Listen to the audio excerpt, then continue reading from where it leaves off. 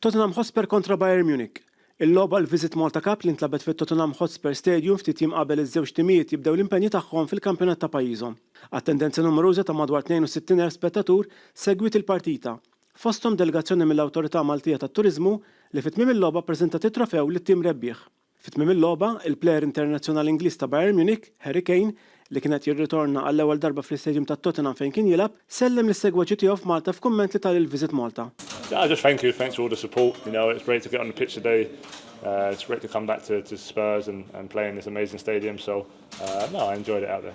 Il-logħba serviet bħala vetrina għal Visit Malta li kienet esposta madwar l-istands u anke f'partit oħra tal-istadium. Il-kap eżekuttiv tal-Awtorità Malta tat-Turiżmu, Carlo Micallef, qal li din kienet inizjattiva innovattiva oħra li qed tagħmel l-awtorità f'dak li wara klamar tal-pajjiż.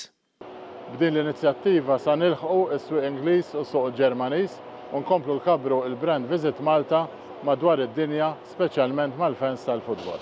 Il-ftehim bejn l-Awtorità Maltija tat-Turiżmu u Tottenham Hotspur kienet tielet ftehim ma' klabb tal-futbol ewlien Ingliż fl-aħħar snin. Fl-2019, l-Awtorità Maltija tat-Turiżmu firmat ftehim ta' 3 snin mal-klabb tal-Manchester United biex il-brand Visit Malta tkun tidher fil-ground ta' Old Trafford.